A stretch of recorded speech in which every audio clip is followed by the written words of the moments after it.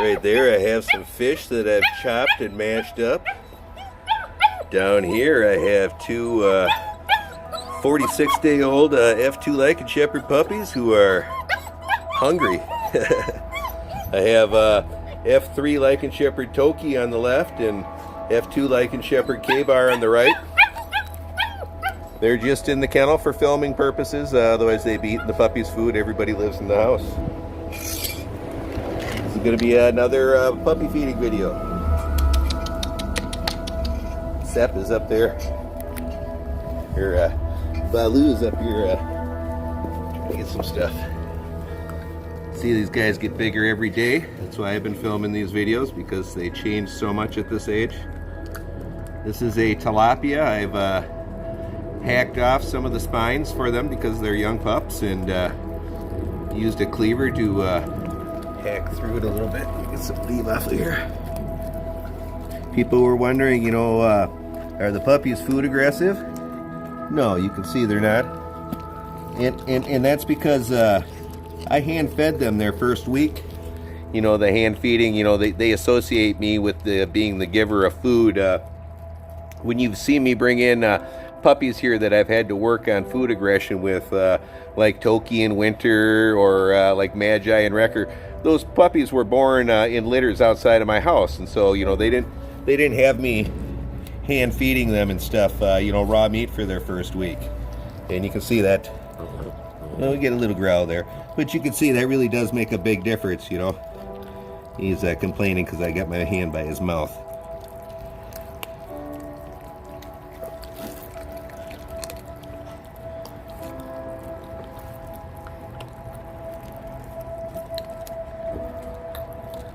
Kinds of nutritious brains and eyes and some guts in there for them. And again, we're slowly introducing them to new foods.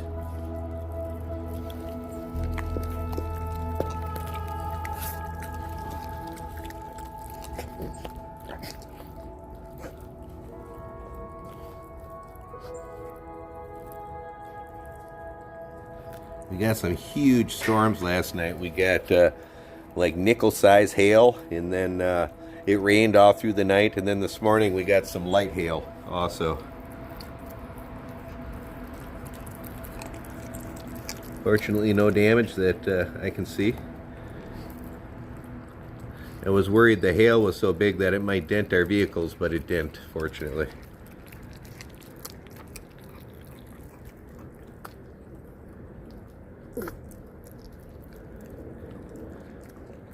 Now, raw bones are perfectly safe for dogs. It's only cooked bones that are dangerous, because cooking the bone changes the consistency of the bone. It makes it brittle, hard, and indigestible.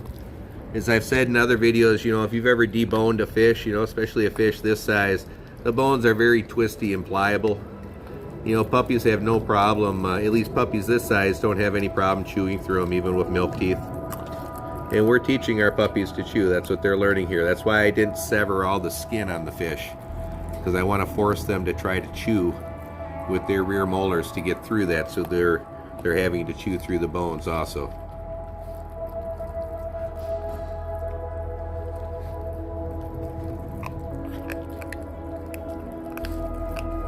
Fish is one of the primary sources of protein for my dogs.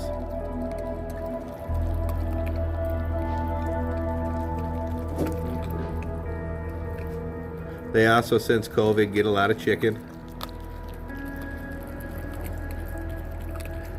They don't have access to as many foods post all the COVID stuff. It's even hard to get things like chicken feet and that these days. I'm not sure why, but it is. Chicken feet are a great source of glucosamine for dogs.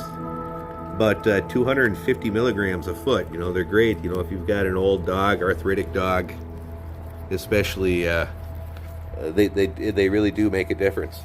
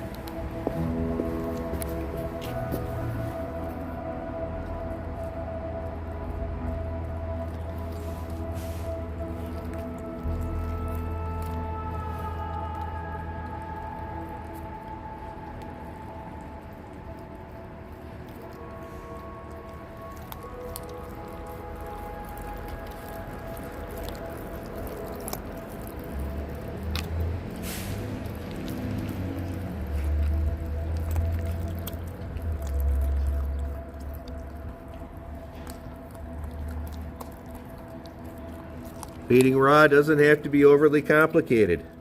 People new to it can sometimes be intimidated when they see some of these raw feeding channels, you know, going to these elaborate efforts with these 7-course meals. I try to show on this channel just how easy it is for new people to it. It doesn't have to be intimidating.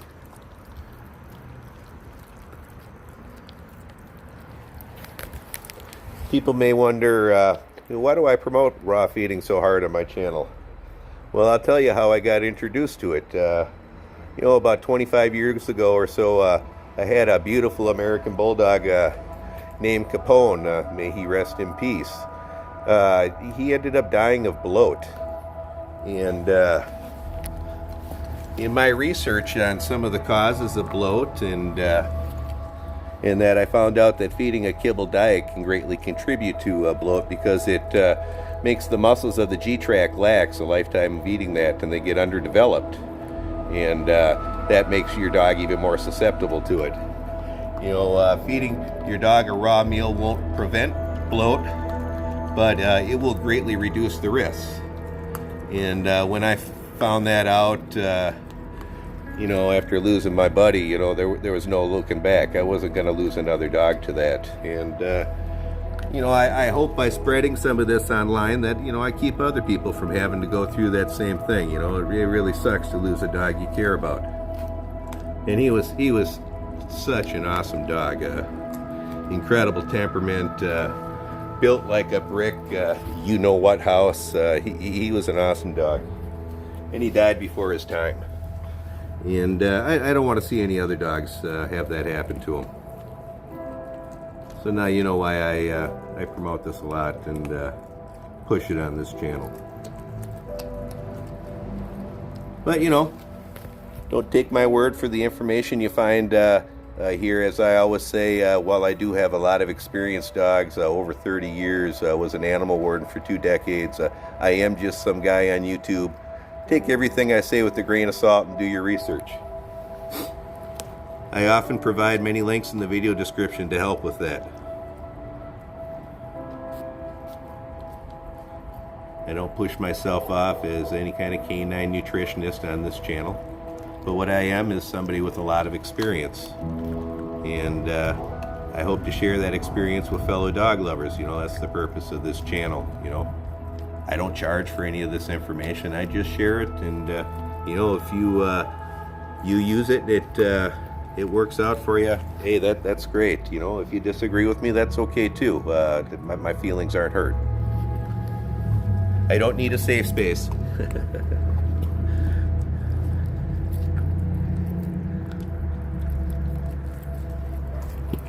the crud off of there.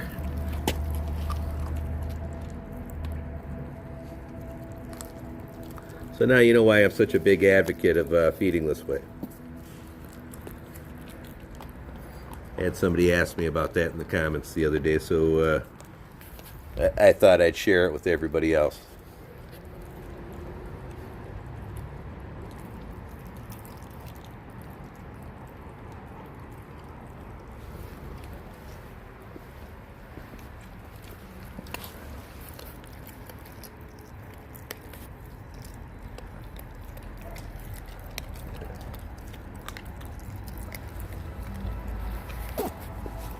Such a cutie pie.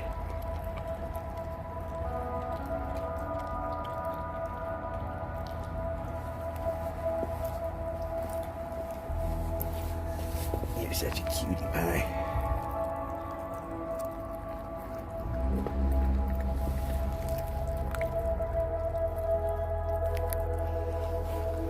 You see, just in a couple of days from the last time they ate that tilapia, every day they get more and more efficient at eating this kind of stuff. And that's what we like to see. There is a learning curve to this for puppies.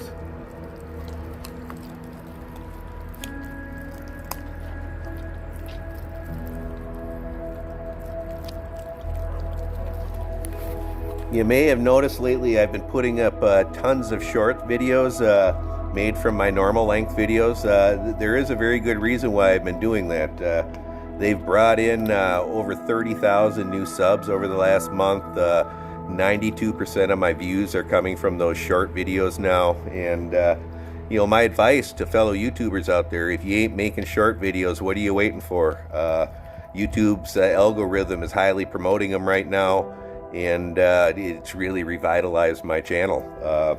I recommend them highly to all of you who might be you know, churning away every day making videos. Take your normal videos and cut them up into interesting little shorts clips also. The shorts clips get exposed to a whole different audience that your regular videos aren't reaching. And again, it'll bring in lots of new people to your channel. You know, all us YouTubers, you know, we're all in this together, and there's enough views out there for everybody. So I always like to share what I've picked up or learned along the way, you know, if it can help other people out. After my injury, you know, YouTube has really made it possible for me to be able to spend my time with my dogs and share what I know with people, and make enough money to keep feeding my dogs the diet I want to feed them. And you know, I hope maybe some of you other fellow dog channels can get to that same spot.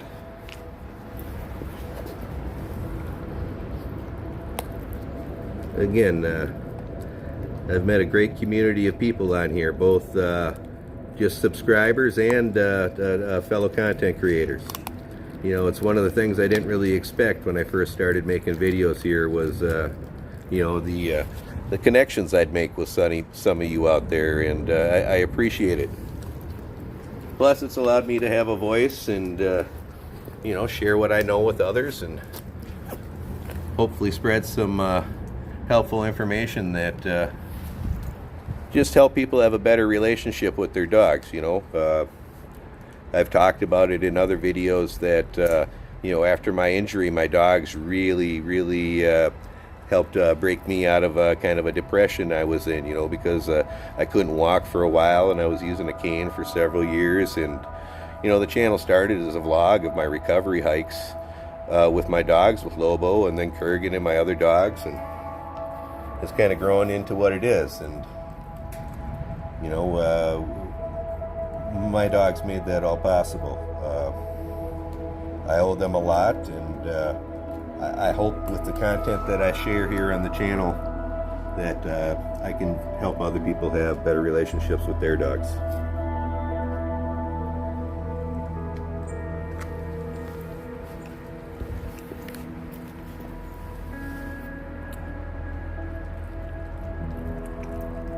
I've always, since I was a kid, had a deep connection with canines. It's just always been something that I've been fortunate enough to have, and I think it allows me to understand them. Isn't that right, little man?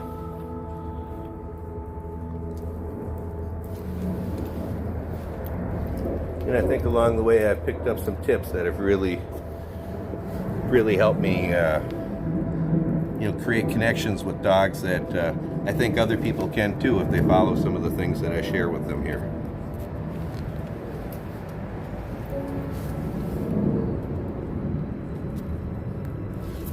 So cute, man.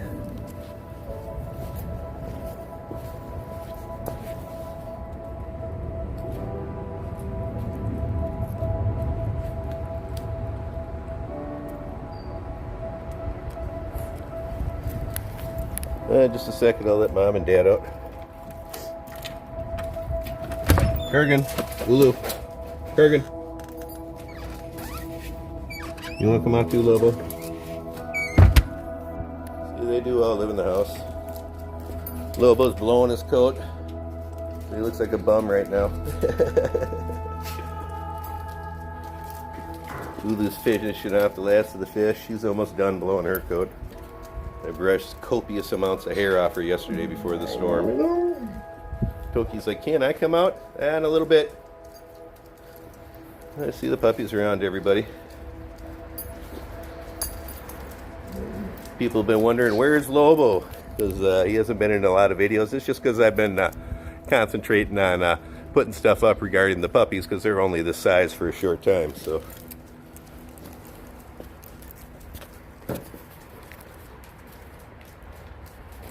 Of course, because we're in the yard, all Kurgan wants is to be pet.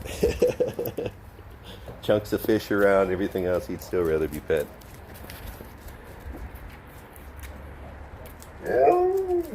Yes, Toki. Lobo's got a toy in his mouth. That's all he wants to do is play. Yes, Kurgan.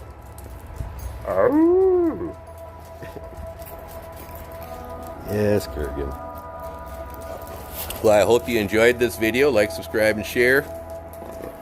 Hit that notification bell down below. You get email notifications when our new videos come out. Check out our merch store. Lots of cool merch, and it's a good way to support the channel.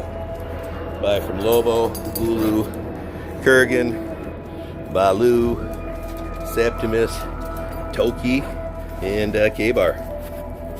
See ya. All right. Kurgan's pet me face. See ya. Thanks for watching. Check out our merch store down below.